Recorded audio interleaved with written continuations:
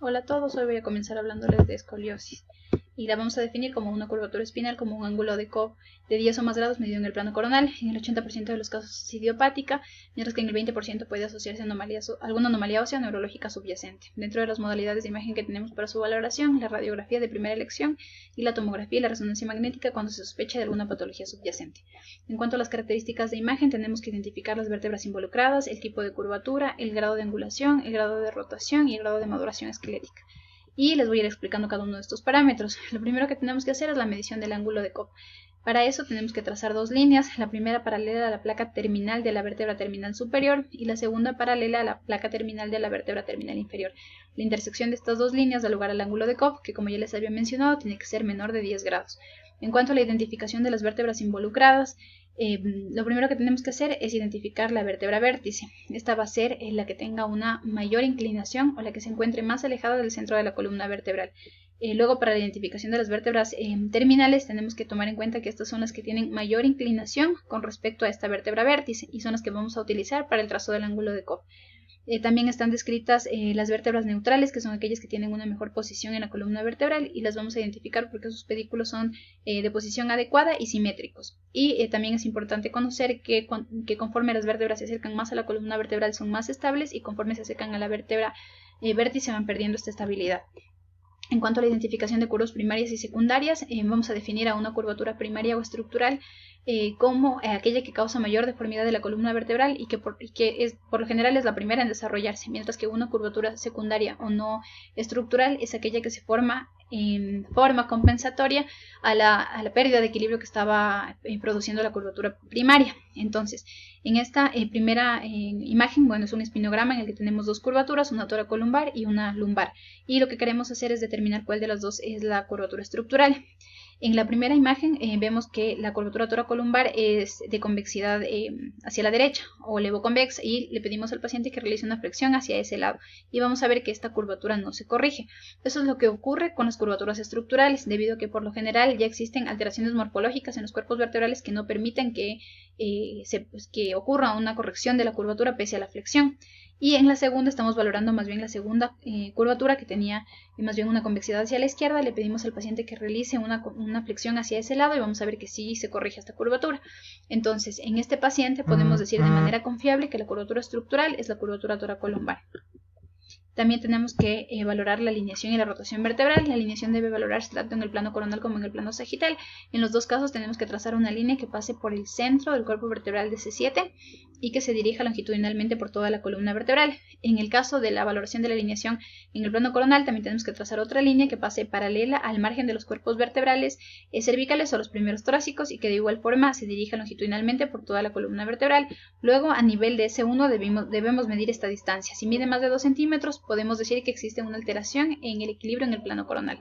Y en el plano sagital lo que hay que hacer en cambio es ver la relación de esta línea con el aspecto postero superior del cuerpo vertebral de S1. Si pasa por delante del cuerpo vertebral se dice que existe un balance positivo. Si pasa por detrás del cuerpo vertebral existe un balance negativo. En cuanto a la medición de la rotación vertebral, se hace de acuerdo al método de Nash-Moe, que toma en cuenta la posición del pedículo en las radiografías frontales. Conforme más rotado el pedículo está, mayor graduación le da en cuanto a letras, que en este grado se va a medir desde la A hacia la E. Y lo que debemos hacer es trazar una línea vertical que pase por el centro del cuerpo vertebral y dos equidistantes sin que topen el margen del cuerpo vertebral. Si el pedículo se encuentra entre el margen de la vértebra y la primera línea, eso es lo normal y es el grado A, mientras que el grado E es el más grave, en el que vemos que el pedículo ya sobrepasó la línea imaginaria que habíamos trazado. En cuanto a la modulación esquelética, también es importante porque la progresión de las curvas de escoliosis está en relación con el crecimiento. Conforme progresa el crecimiento, progresa también la curva, y cuando este se detiene, de igual forma se detiene la progresión de la curva de escoliosis. Para esto vamos a utilizar el índice de Richter, que toma en cuenta la osificación de la cresta ilíaca, que ocurre de lateral hacia medial, y de acuerdo a cuadrantes la va a ir gradificando del 1 al 4. Cuando ya existe fusión con el hueso ilíaco, ese es el grado 5. En las niñas se dice que cuando llegan al grado 4 ya se detiene el crecimiento espinal y podemos decir que ya no va a existir una progresión en las curvas. En los niños hay que esperar que alcancen el grado 5 al menos para poder determinar que ya no va a existir progresión en las curvas. En cuanto al pronóstico y tratamiento, la observación la cirugía son opciones de tratamiento. El plan de tratamiento se rige de acuerdo a todos los parámetros que les había mencionado anteriormente. Y después de alcanzar la madurez esquelética, solo las curvas de más de 30 grados deben ser monitorizadas. Voy a continuar con el teratoma sacrococcigio. Ya, entonces para eso, primero es un tumor de células parenquimatosas con una prevalencia variable de 1 en cada 14 a 40.000 casos. Surge del coxis, crece tanto en forma interna como externa, siendo el crecimiento exofítico más común.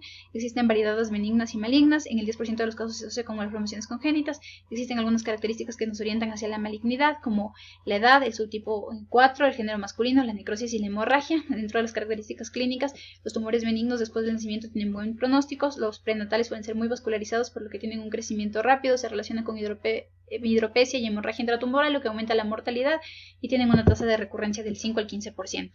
En las características de imagen va a ser una masa heterogénea, mixta, con componente presacral, generalmente de crecimiento exofítico, que puede contener calcio, grasa, hemorragia, cabello, dientes, cartílago y otros tejidos.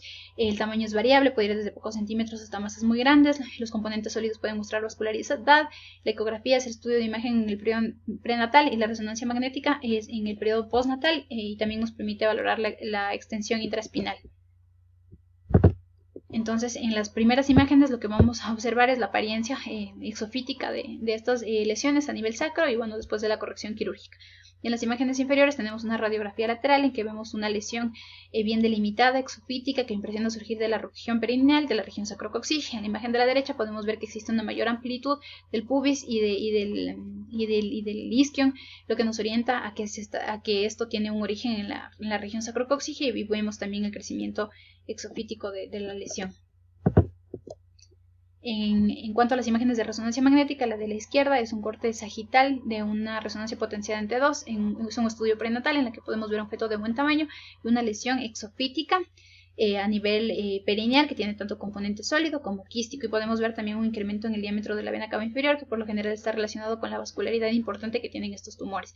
En las imágenes de la izquierda vemos igual un tumor a nivel sacrococcigio que tiene crecimiento tanto intra como extrapélvico y que está produciendo un desplazamiento de las estructuras óseas y vasculares. Y en las dos imágenes de la izquierda, en la superior, que es un corte axial potenciado en T1, vemos que esta lesión tiene hacia la región anterior unas regiones de mayor intensidad, que si lo correlacionamos con la imagen potenciada en T2 con saturación de la grasa, vemos que acá existe aquí más bien son hipointensas, lo que nos dice que esta lesión tiene un componente graso. Podemos ver también que existen alteraciones a nivel del sacrodistal y del coxis, lo que nos muestra que existe una alteración, un compromiso a este nivel, y también existe un desplazamiento del canal vaginal. Existe una estratificación y clasificación de acuerdo a la Asociación Americana de Cirujanos Pediátricos. De acuerdo a esto lo clasifican de 1 a 4, de acuerdo a si tienen una extensión intra o extrapélvica.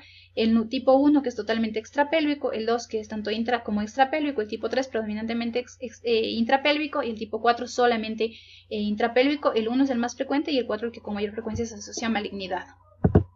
En el diagnóstico diferencial hay que tomar en cuenta el rabdomiosarcoma pélvico, el neuroblastoma, el mielomeningocele y otras masas pélvicas. El tratamiento siempre es la resección quirúrgica completa. En los tumores benignos no requieren tratamiento adicional, y los tumores malignos pueden requerir quimio y radioterapia. Eso es todo, muchas gracias.